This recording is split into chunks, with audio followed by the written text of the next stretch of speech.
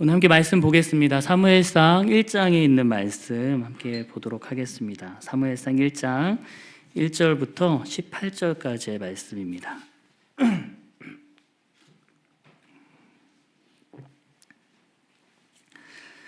1절부터 18절까지 교독하여서 읽도록 하겠습니다. 에브라임 산지 라마다임 소빔에 에브라임 사람 엘가나라는 사람이 있었으니 그는 여로함의 아들이요 엘류의 손자요 도우의 증손이요 숲의 현손이더라. 그에게 두 아내가 있었으니 한 사람의 이름은 한나요 한 사람의 이름은 브닌나라. 브닌나에게는 자식이 있고 한나에게는 자식이 없었더라. 이 사람이 매년 자기 성읍에서 나와서 실로에 올라가서 만군의 여호와께 예배하며 제사를 드렸는데 엘리의 두 아들 홈니와 비느하스가 여호와의 제사장으로 거기에 있었더라. 엘가나가 제사를 드리는 날에는 제물의 분깃을 그의 아내 브닌나와 그의 모든 자녀에게 주고 한나에게는 갑절을 주니 이는 그를 사랑함이라. 그러나 여호와께서 그에게 임신하지 못하게 하시니 여호와께서 그에게 임신하지 못하게 하심으로 그의 적수인 브닌나가 그를 심히 격분하게 하여 괴롭게 하더라. 매년 한나가 여호와의 집에 올라갈 때마다 남편이 그가 참에 분인나가 그를 격분시키므로 그가 울고 먹지 아니하니 그의 남편 엘가나가 그에게 이르되 한나여 어찌하여 울며 어찌하여 먹지 아니하며 어찌하여 그대의 마음이 슬프냐 내가 그대에게 열 아들보다 낫지 아니하냐 하니라. 그들이 실로에서 먹고 마신 후에 한나가 일어나니 그때의 제사장 엘리는 여호와의 전 문설주 곁 의자에 앉아 있었더라. 한나가 마음이 괴로워서 여호와께 기도하고 통곡하며 서원하여 이르되 만군의 여호와여 만일 주의 여종의 고통을 돌보시고 나를 기억하사 주의 여종을 잊지 아니하시고 주의 여종에게 아들을 주시면 내가 그의 평생에 그를 여호와께 드리고 삭도를 그의 머리에 대지 아니하겠나이다. 그가 여호와 앞에 오래 기도하는 동안에 엘리가 그의 입을 주목한즉 한나가 속으로 말하매 입술만 움직이고 음성은 들리지 아니하므로 엘리는 그가 취한 줄로 생각한지라. 엘리가 그에게 이르되 내가 언제까지 취하여 있겠느냐 포도주를 끊으라 하니 한나가 대답하여 이르되 내 주여 그렇지 아니하나이다. 나는 마음이 슬픈 여자라 포도주나 독주를 마신 것이 아니요 여호와 앞에 내 심정을 통한 것뿐이오니 당신의 여종을 악한 여자로 여기지 마옵소서. 내가 지금까지 말한 것은 나의 원통함과 격분됨이 많기 때문이나이다 하는지라.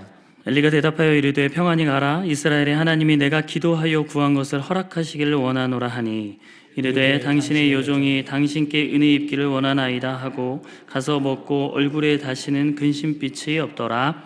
아멘. 우리 옆 사람들과 한번 인사하고 말씀 나누겠습니다. 하나님께서 당신을 사랑하십니다. 한 번 더 인사할까요? 더 밝은 표정으로요. 나도 당신을 사랑합니다. 사랑합니다. 네, 여러분.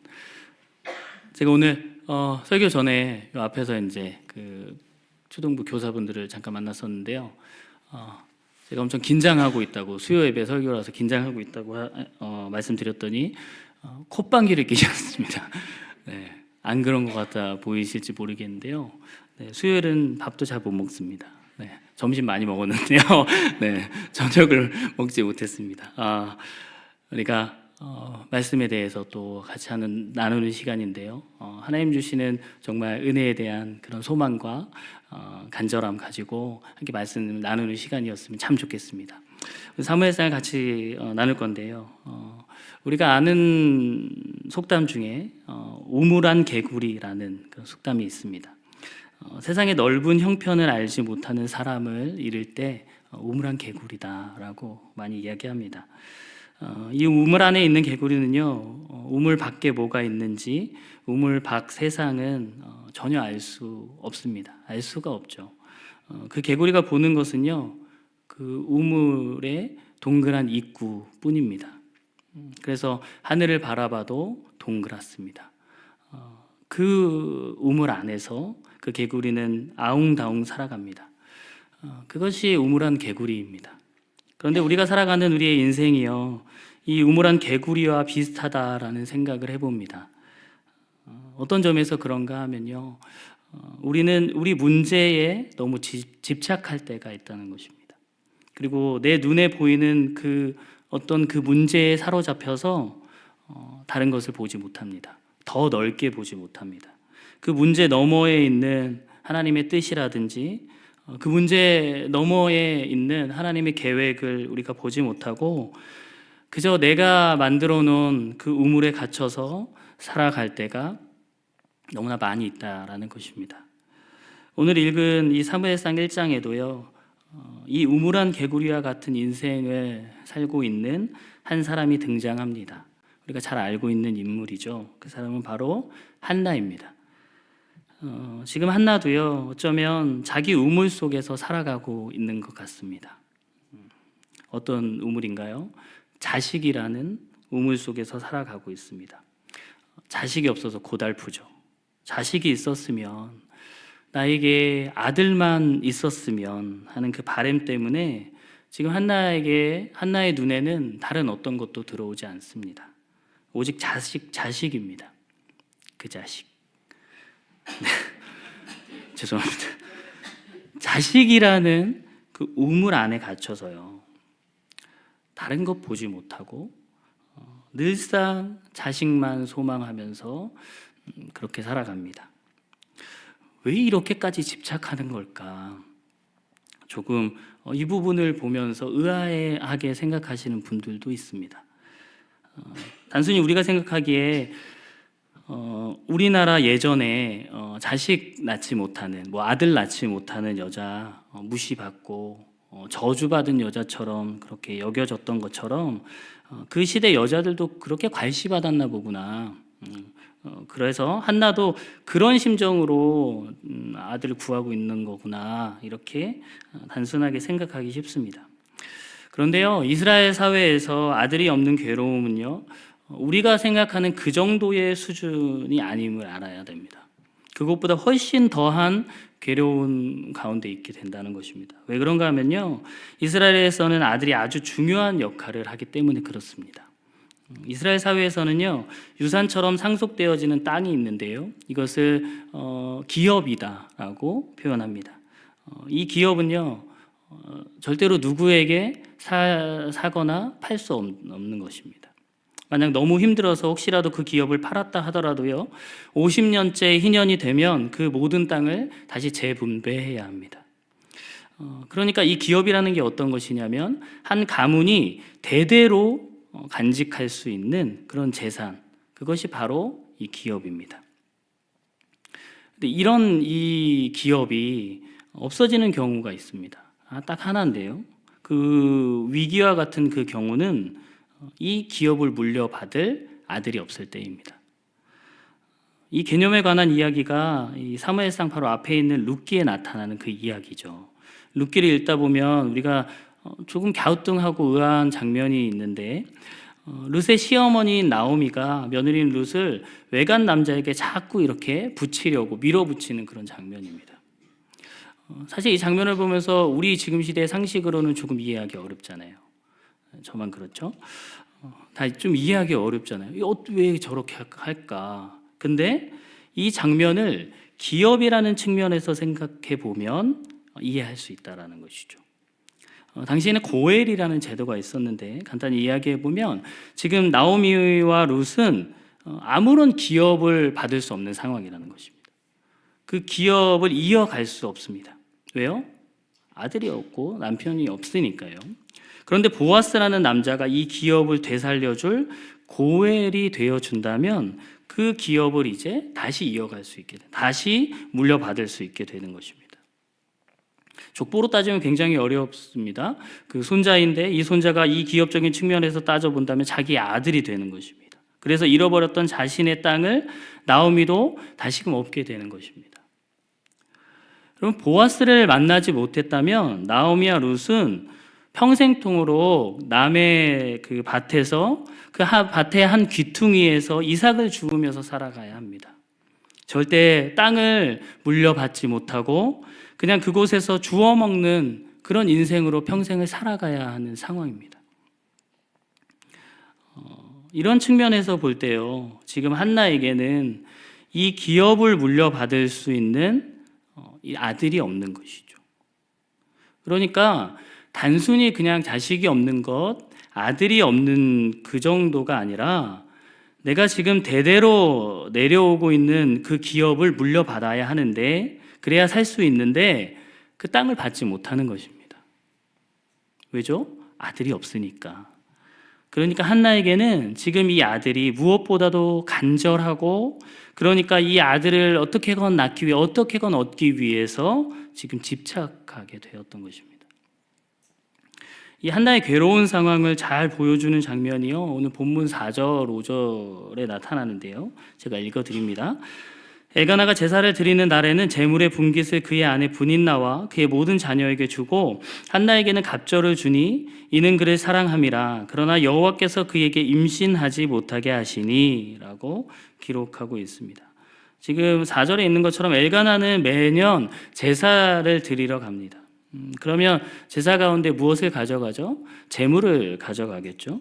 그런데 그 제물이 고기입니다. 육류인데 이 육류를 똑같이 나누어서 한 몫씩 떼어주게 되는 것이죠. 분인나에게도 한 몫, 그리고 분인나의 자식들에게도 각각 한 몫씩 지금 떼어주었다라고 합니다. 근데 그 밑에 보니까 우리가 가진 성경에는 한나에게는 얼마큼 줬다고요? 갑절을 주었다라고 표현되어 있습니다. 이것을 원어적인 해석으로 보면 얼굴의 몫을 준다라는 뜻인데요. 이 얼굴의 몫이니까 이렇게 의역하면 어떤 명예로운 몫인가 보다. 그래서 한 번 더 의역해서 갑절, 더블 포션이 된 것이죠. 그런데 지금 구약의 이 히브리어에서요, 여기서 말하는 이 얼굴이라는 것이 우리가 이해한 것처럼, 제가 지금 말씀드린 것처럼 명예와 명예로운 어떤 그런 것과 연결된 적이 없다는 것입니다. 그러니까 지금 얼굴의 몫이라는 것은 사실 갑절이라고 해석하면 조금 오해의 소지가 있을 수 있습니다. 그래서 이 히브리어를 헬라어로 번역한 성경인 70인역의 해석을 한번 보면 이렇게 되어 있는데요. 한번 제가 읽어드립니다. 비록 엘가나가 한나를 사랑했지만 그녀에게 한 몫을 줄 수밖에 없었다. 그 이유가 뒤에 나오는데 왜냐하면 하나님께서 그에게 임신하지 못하게 하셨기 때문이다 라는 것입니다. 지금 앞뒤 문맥의 흐름을 우리가 읽어보았을 때 이 해석이 타당한 것 같습니다. 사랑해서 갑절을 주는 것이 사실 아닙니다. 이스라엘에도 분명한 법도가 있죠. 그 한나에게 한 몫을 줄 수밖에 없습니다. 왜냐하면 한나에게는 한나 자신만 있잖아요. 한나에게는 아들이 없기 때문입니다.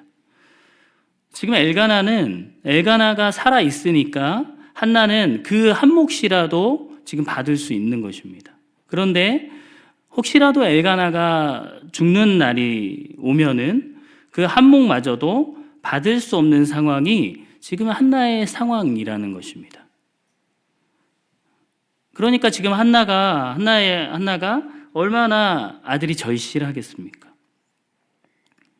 단순히 내가 아들을 낳았다 사람들에게 자랑하기 위해서, 남들에게 어떤 보여주기 위해서 그런 보여지기식의 아들이 사실 필요한 것이 아니라 그것은 지금 자기의 어떤 생명과도 직결되는 것이었습니다. 그러니까 아들에게 더 집착하고 그 아들이라는 우물 속에 갇혀서 살아가게 되었던 것입니다. 이 아들이라는 우물 속에는요, 늘 근심만 사실 있습니다. 아들이 없으니까 근심, 아들이 없는데 괴롭히니까 또 근심, 다 근심입니다. 한나의 근심들이 오늘 본문에도요, 쭉 계속 보여지는데요. 가장 큰 근심거리를 찾아보면 우리가 알고 있는 것처럼 분인나예요. 어느 날 이 한나에게 한 여인이 찾아왔는데 한나가 있는 곳에 분인나라는 여자가 나타나게 되죠. 이 이름의 뜻은 풍요로움입니다. 이 이름과 걸맞게 그녀가 오자마자 자식들이 아주 많이 낳아요. 풍성해집니다. 한나의 마음이 어떻겠습니까? 얼마나 괴로웠겠습니까? 지금 자기는 그 아들 하나 낳지 못해서 지금 생과 사를 가를 그런 자녀를 하나도 낳지 못하고 있고 이렇게 마음이 아프고 어려운데 누구는 그냥 어느 날 나타나서 쉽게 아들, 딸, 자녀들 이렇게 낳는 것입니다. 더구나 가만히나 있으면 그나마 괜찮은데 아이를 못 낳는다고 구박하고 내 자녀들 봐라 하면서 한나 앞에서 자랑질을 하는 거죠. 6절을 보면 여호와께서 그에게 임신하지 못하게 하심으로 그의 적수인 분인나가 그르심이 격분하게 하여 괴롭게 하더라라고 이 내용을 보여주고 있습니다. 본문이 이 분인나를 뭐라고 소개합니까? 그녀의 적수라고 표현합니다. 이 적수라는 단어는요, 극심한 환난이나 근심이나 어떤 걱정 그런 것들을 이야기하는 것입니다. 그러니까 한나에게 이 분인나의 존재 자체가 그런 걱정, 근심 거리가 되었다는 것입니다. 분인나를 볼 때마다 울분이 터지고 분통이 터지는 거죠. 근심거리가 쌓여져 가는 것입니다. 그때 그런 그녀에게 또 다른 근심거리가 있는데 남편입니다. 남편 엘가나입니다. 이 엘가나가 말하는 부분이 8절에 나타나는데 한번 보실까요? 그의 남편인 엘가나가 그에게 이르되 한나여 어찌하여 울며 어찌하여 먹지 아니하며 어찌하여 그대의 마음이 슬프냐 내가 그대에게 10 아들보다 낫지 아니하냐 하니라 라고 기록합니다. 사실 여러분 이 부분 읽으면서 남편이 이렇게까지 사랑하고 마음을 토닥여 주는데 뭔 근심거리가 되느냐라고 생각하기 쉽습니다. 오히려 이 부분을 읽으면서 우리 남편은 왜 저렇게 얘기해 주지 않을까라고 탄식하면서 남편에게 이 구절을 들이미는 분들도 있습니다. 왠지 굉장히 로맨틱한 것 같고 남편이 그 마음을 좀 잘 만져주는 것 같으니까 참 좋겠다. 그나마 이런 남편이 있어서 좋겠다 이렇게 생각하는 경우도 있어요. 근데 사실 여러분 이 상황을 좀 더 우리가 객관적으로 정확하게 생각해 보면 사실 지금 한나가 괴로운 것 가장 원인은 무엇입니까? 남편입니다. 남편 엘가나 때문입니다. 아들 낳지 못하는 것은 한나의 잘못이기도 하지만 엘가나의 잘못도 사실 포함이 되어 있는 것입니다. 뿐만 아니라 지금 자기를 가장 큰 근심거리가 되게 하는 가장 괴롭게 하고 있는 적수 그 분인나를 들어오게 한 사람 누구입니까? 엘가나입니다. 지금 이 구절에서 말은 굉장히 그럴듯하게 사실 하고 있지만 생각해 보면 이 지경으로 이 상황을 만든 사람은 사실 남편 엘가나입니다.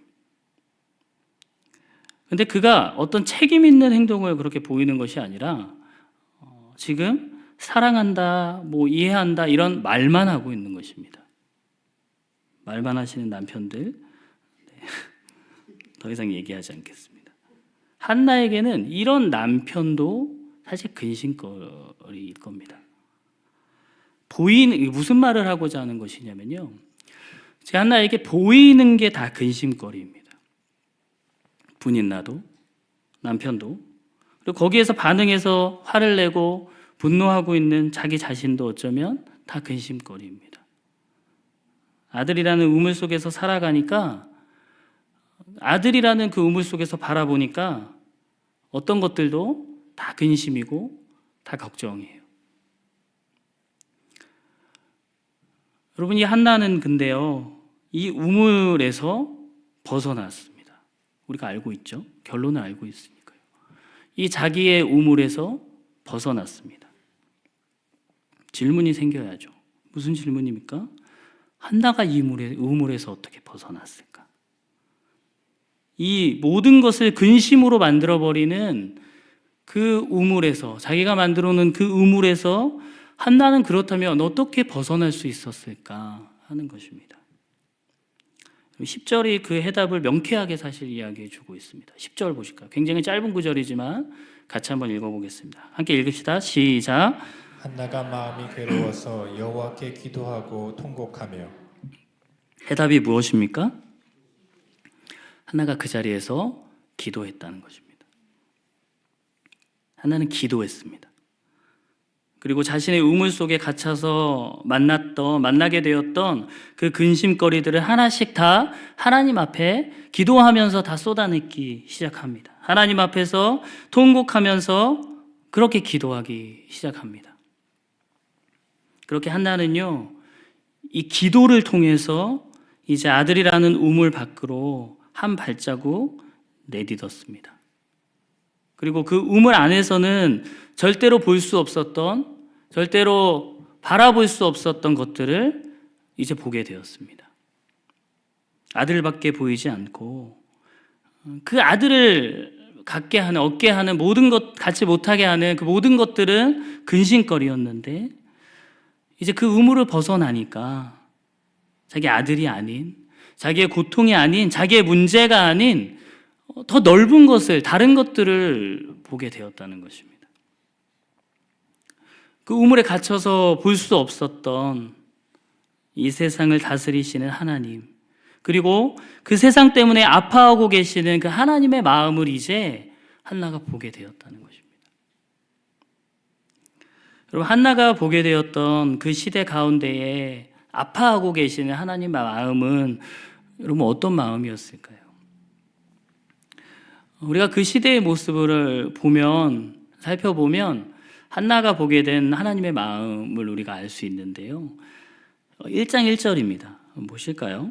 에브라임 산지 라마나임 소빔에 에브라임 사람 엘가나라는 사람이 있었으니 그는 여로함의 아들이요 엘루의 손자요 도우의 증손이요 숲의 현손이더라.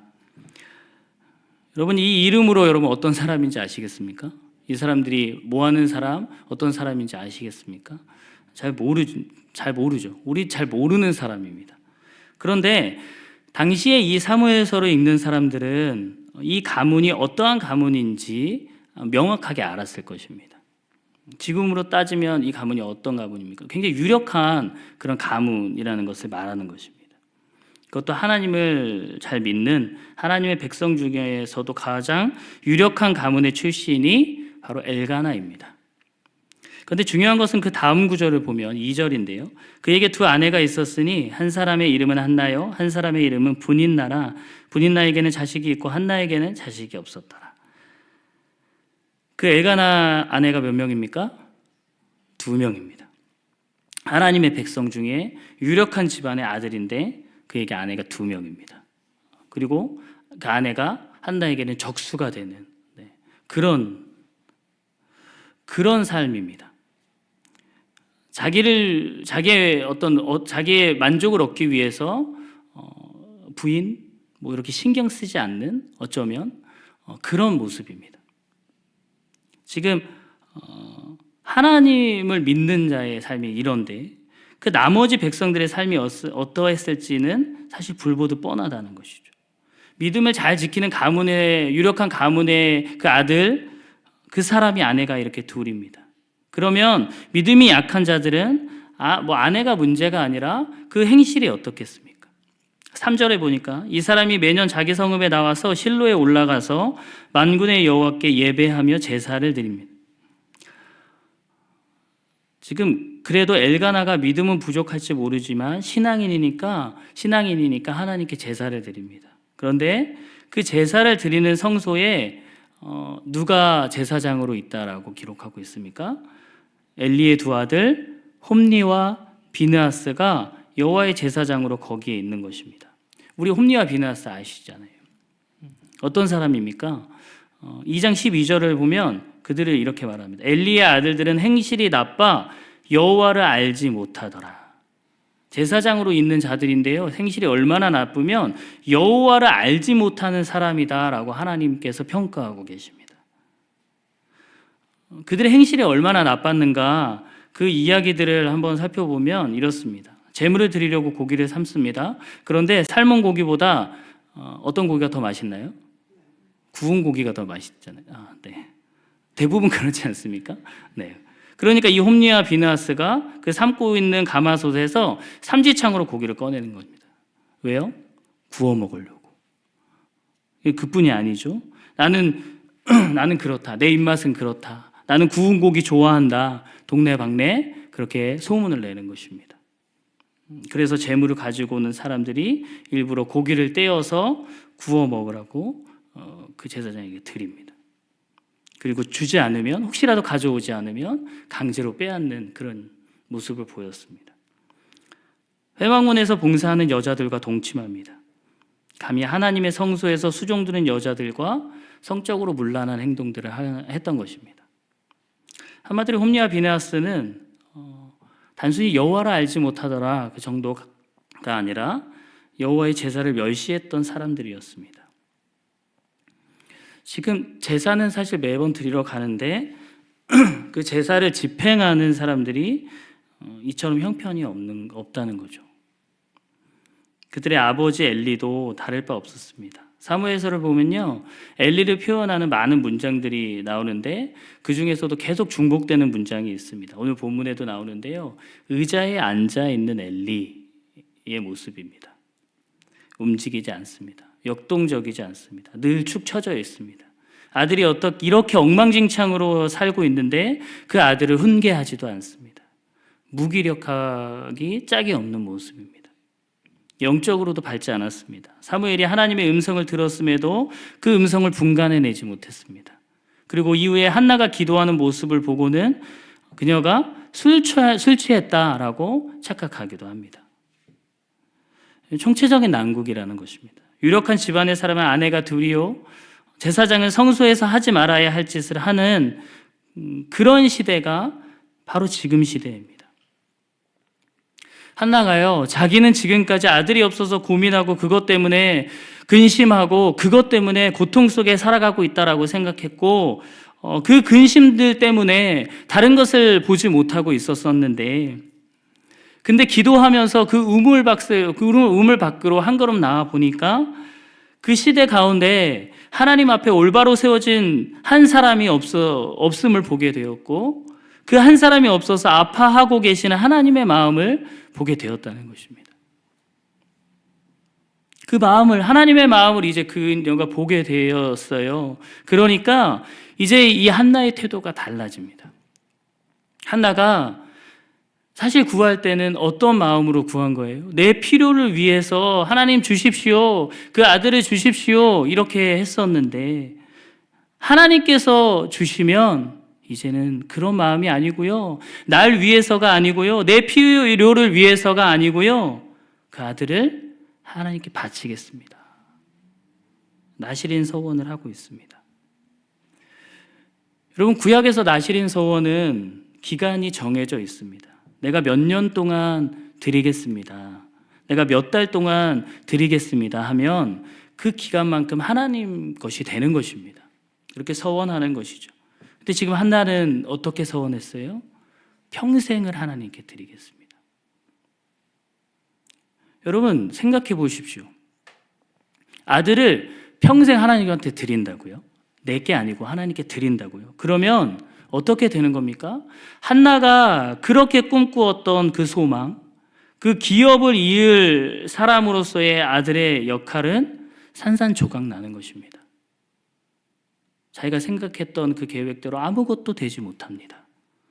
이제 아들을 낳아도 자기의 뜻대로 땅을 물려받거나 자기의 몫을 가질 수 없게 됩니다.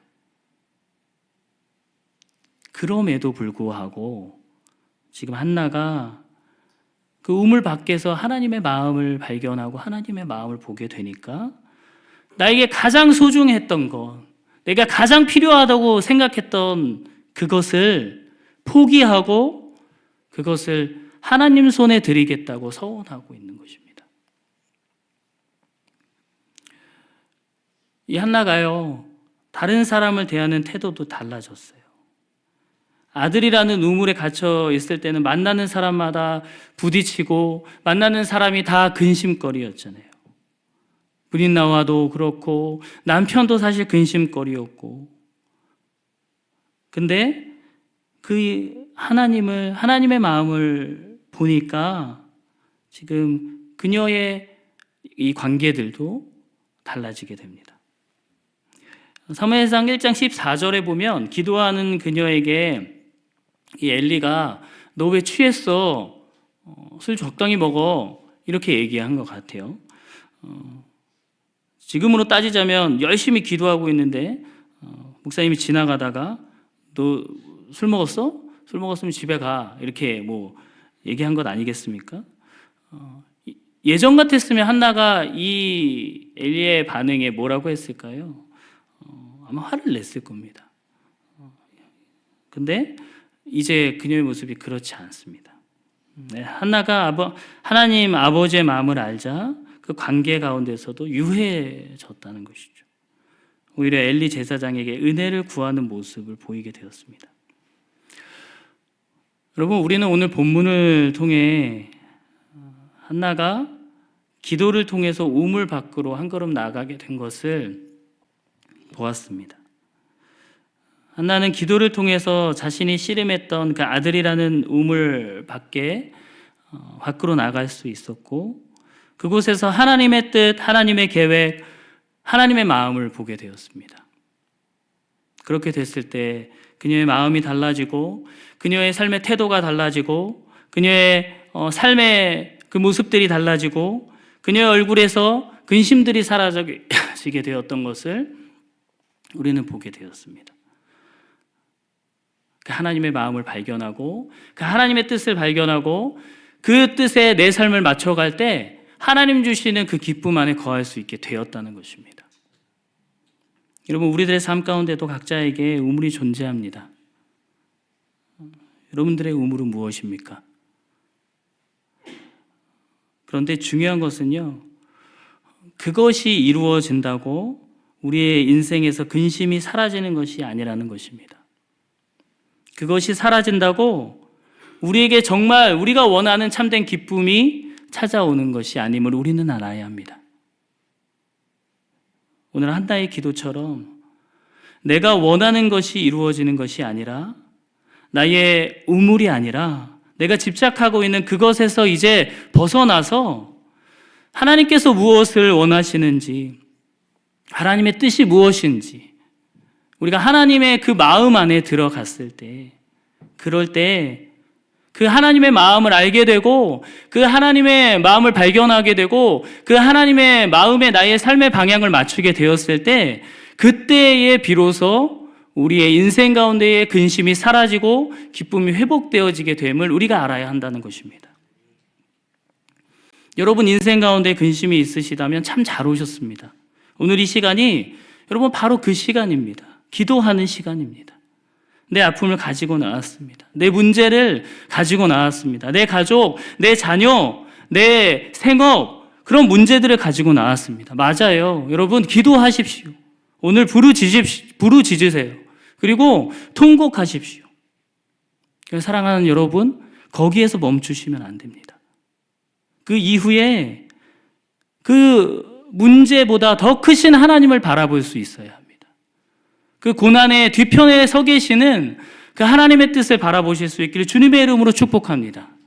여러분, 우리에게 왜 그 고난을 허락하시는지, 나의 삶을 바라보는, 이 세상을 바라보고 계시는, 나의 가정을 바라보고 계시는, 내 아내를, 내 남편을 바라보고 계시는, 내 자녀를 바라보고 계시는 하나님의 마음은 도대체 어떠한지 그 마음을 발견하실 수 있기를 간절히 소망해 봅니다.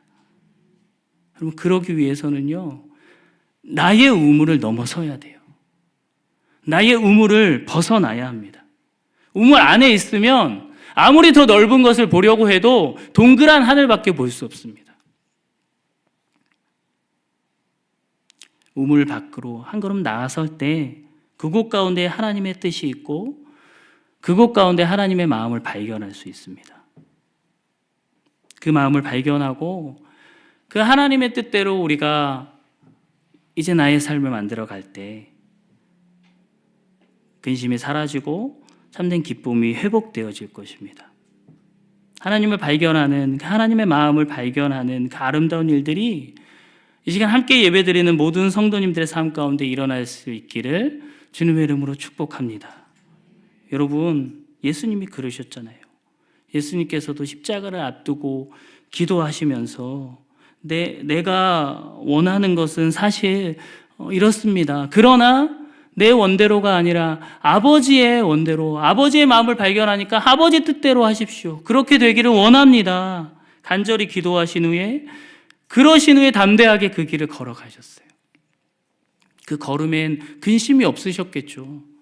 기쁨으로 그 길을 걸어가셨을 거라고 저는 확신합니다. 확신이 아니라 당연한 것 아닙니까? 여러분, 이 수요 예배 시간에 이 기도의 자리 가운데에 여러분 각자 어떤 소망들을 가지고 나오셨죠. 저도 그렇습니다. 그런데요, 그 소망을 넘어서 하나님의 소망, 하나님 아버지의 바램, 하나님 아버지의 마음을 발견하시고 이제 나의 마음, 나의 생각대로가 아니라 내가 오늘 발견하게 된 그 하나님의 마음, 하나님의 뜻대로 살아가기로 결심하는 그런 자리가 이 시간이 될 수 있기를 주님의 이름으로 축복합니다.